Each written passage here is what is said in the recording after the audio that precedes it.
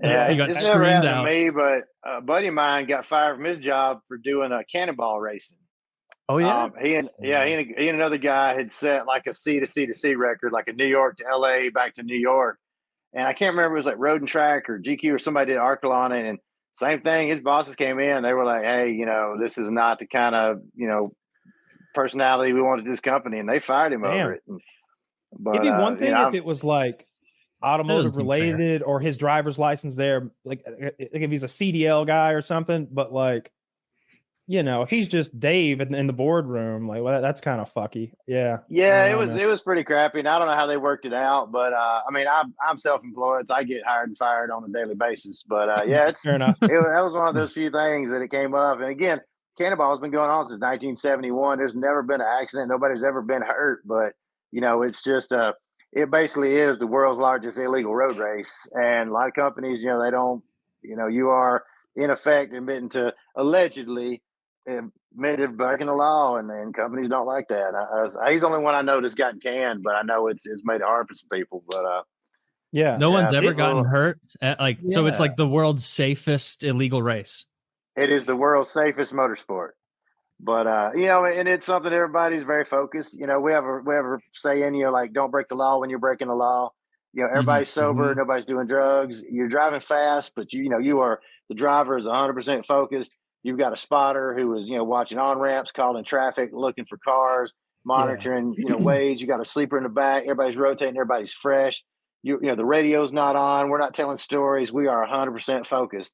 And, we slow it down. You get near traffic, you back it off. We speed up in open spots. But, yeah. I'm next after you. How much slower is the motorcycle record? Like, I would think that it's slower. Exhausting. Oh, I bet it's slower. The fuel tank is tiny and fuel. Okay. Yeah, a guy just set another record. He actually beat me to it. Saddlebags full of fuel. Yeah, exactly. I was going to hit up Harley Davidson because somebody had done it on a sport bike, a Yamaha or something like that. I was going to hit up Harley Davidson mainly to see if they give me another motorcycle. And I was going to go set it. But now the Cannonball record itself is Red Ball Garage to the Portofino Inn. But this guy did like a Jacksonville to San Diego kind of cross country record. He did it it was like 29 hours, 32 hours, something like that. I mean, it's kind of a toss-up. I mean, I ride motorcycles. I go fast on motorcycles. You can weave in and out of traffic on a bike, but when you're going a really, really long distance, what is going to really keep you fresh, keep you going, is being comfortable. Not, the wind noise, the head buffeting, the general attention level required on a motorcycle. Not to mention, you're not able to sip a drink, eat your beef jerky. I mean, you were in it, so you're going to tire out sooner on a motorcycle, even though it is faster. I know, like the car record right now from like Prudhoe Bay to Key West, I think is 82 hours.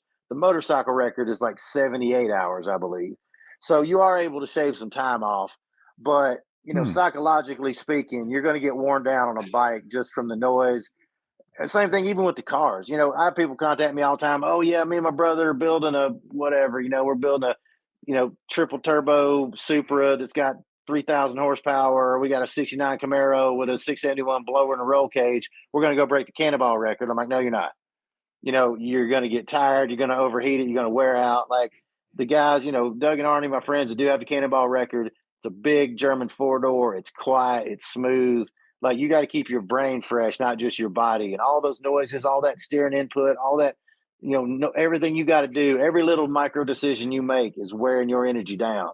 And when you got to be awake and alert for that long, sure. So 3-man, 4-man team doing this thing in your big car. How much driving skill does somebody really need to do this thing? Like, let's say that I really wanted to do it and I convinced Ed to like sneak me into one of these groups. I wouldn't because I'm a felon. But what could I do it? Like, would you be worried about me? He was like, that Kyle guy, he's never driven anything on the track. Is he going to be able to drive through Texas? Like, is it a concern or? Yes, it is actually. And I don't mean to sound like an elitist. And I, most of my driving has been endurance driving, like distances around the world, other countries, that kind of stuff. I haven't done that much time driving myself. I mean, half dozen or so of these, but it kind of does. And again, I'm not trying to sound like an elitist, but like you need a really, really honed ability to read traffic, to anticipate what people are going to do, to be constantly aware of that car, whether you can feel a tire that's going low on pressure, whether you've got a shimmy that might be a loose bushing or a tie rod somewhere. If something were to go wrong, you need to be able to like immediately make a purposeful decision and carry it out to be able to recover that car. You know, again, does it take a lot of skill to drive fast in the left lane with nobody in front of you? No. Anybody can get out there and mat it and drive 120 as long as the road's clear. But you have to be able to like drive the 15 cars in front of you at all time, see what stimulus is coming at them. Are they going to change lanes soon? Did they just get on? Or where's that driver's head looking? How long have they been in that lane? What is my time to distance? How close am I going to close that gap? Like there's a lot going on. And for people who have done racing, you know, there's just a lot of awareness about the car and the physics and time to distance and closing those gaps. That not that you couldn't do it. I mean, lots of people have come on that have not had that much experience and done great. But like, as better a group, if you had that experience anyway. It's better to have that experience. And again, I mean, I am not the one to be speaking for Cannonball. I've gotten to do it. I'm very fortunate to participate in it. There's a lot of people, especially Ed, Doug, Arnie, a lot of these guys are way more experienced and qualified to be talking about this than me. But, you know, all the other races, the Southern Classic, the Alabama Hammer, some of these other regional races that go on, you know, you kind of got to be vetted into it because we are all very conscious of that safety record. Because if somebody goes out and they're smoking weed or they're getting drunk or they're too emotional in it, or like they just, oh, that guy cut me off, I'm going to pass him and make a point, or I got to beat this record. Not the time for that. Exactly. Like if you're going to drive, you know what? I'm going to pull over and whoop his ass, guys. Hang on like, a minute. That's not your what thing. Are you exactly. Like you got to detach all emotion from it and not make those decisions. I was doing a run one time and I blew past a guy. And, you know, and again, it was a safe pass. It wasn't anything crazy, but I guess he took offense to that. You know, guy speeds up and suddenly he's next to me. We're going 120 miles an hour through Alabama. I look, he's got his wife and his kids in the car. And he's looking at me like, oh, you're not going to pass me. And I just backed off and I probably lost, 8 minutes off my time that day. But like, none of this is worth getting hurt. As soon as anybody gets hurt, the party is over. The cops are looking for us. It's going to get demonized. Like we all take the safety thing. What if you had that little cooler that said organ transport? You could flash them out the window, right? Like, all right, that cooler has worked for several friends of mine, and that is a very, very valid technique. But now this guy was just some regular family guy that just had he just, I guess, didn't want his ego bruised by somebody passing him in a Cadillac. He's going 90. I go past him at 120. I look over, he's next to me at 120. He's got his family in the car. So I just backed off and let him have it because like, there's no, like you can't get involved with the civilians. It's just not worth it. So we all take the safety very seriously. Nobody takes any risk, and we can't let people out there that are gonna drive like that or get in some mess or get in some tangle, because one big crash and this is all over. So we do. I guess what I was everybody can't do it. Is there I guess I was thinking, like, I wonder if there's just a journalist who's like, yeah, I can go, and like an automotive journalist or something who just jumps in the car and it's his first time doing any sort of like racing, I guess, is a Cannonball run. I don't know. That almost sounds fun. That's what we should do, guys. Let's do a Cannonball run, the three of us, with no practice or really study. Sounds like a good time. Yeah. Well, I mean, Cannonball Run is open. Zach will come. It'll be great. I mean, Cannonball Run is open to just anybody. Yeah, but Ed has a saying that you don't have to have a good time to have a great time. Meaning that like nobody really cares what your actual time is. That there are records out there that, no offense, you're not going to beat those records. Like you're just not. I'm not going to beat them. You're not going to beat them. So go out there, have a good time with your friends. Drive as fast as is necessary, and people are watching you. They're watching you on Glimpse. We have apps we can track each other. And if you show up new and you're out there blowing through towns and going super fast, like you're not going to get invited back. Like the fun part is just the friendships and all of us doing it together. Whether you were in last place or first place, nobody cares. But it's doing it safely and But yeah, go do one, man. If you want to do it. How many people have been like blackballed from the race for being really like borderline dangerous, like flying through, I guess, residential areas at 100? There have been a few, and not that people don't love these people individually as friends, but like they don't get asked back, and it's just a safety thing, and it's not personal, but it's just, we all want this to continue. In order for it to continue, we got to keep that safety record. And that's what I was going to say. I'm a track record. Absolutely. And again, I'm kind of speaking for some of the founding fathers of Cannonball. And I mean, I've done it. I'm excited to be a part of it. These are my friends and my people, but I'm not the one qualified to really be speaking about this, but yeah, we want to keep that safety record. We want the party to continue, and we don't want anybody messing that up. And unfortunately, if it's a more personal thing for you, or if you're that obsessed for winning, take it to a track. This is more about endurance and just pushing yourself, not pushing the car. And you really don't have to go that fast. It's hard to reconcile that with the fact that it's a race. And the guy who won that race really was trying to win. Like, you can't win without trying. It's not like you're all out there jogging and one guy just happened to be first. Well, true. I mean, people do try to win, but it's like you try to win, but you always err on the side of caution. Like, you're not going to cut off that bus full of orphans. You're not going to blow blind through a red light. You're not going to, pass somebody in the bonus lane and startle them and run them off the road. Like, where's the bonus lane? The shoulder?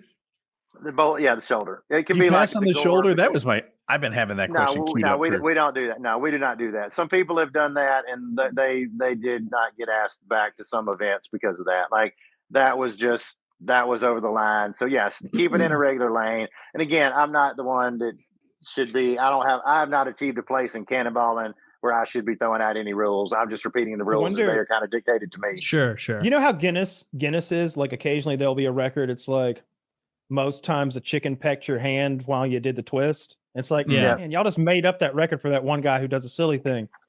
Are there cannonball run records? Obviously there's different divisions, like for the different motor vehicles, but like, I wonder how many there are. Like, is there one for a Volkswagen Beetle? Is there one for Volkswagen Beetle older than 78? Is there one for Deuce and a Half? Deuce and a Half would be so fun. That Deuce and a Half.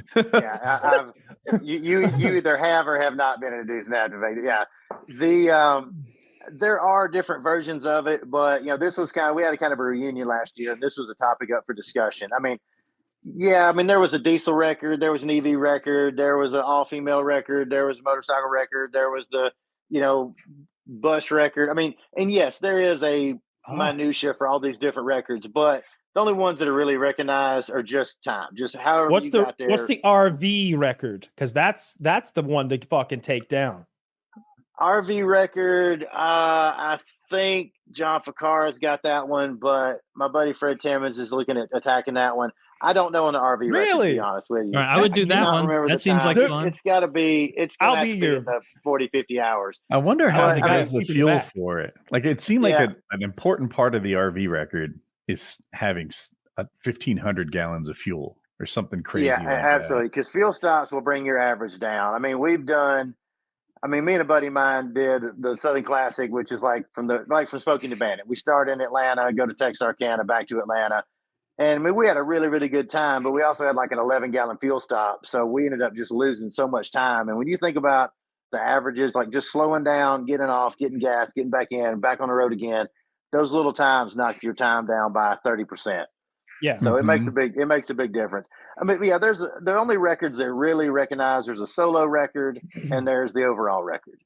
And, the rest of them, whether you were on a rocket car or a pogo stick, however you get there, that's your record.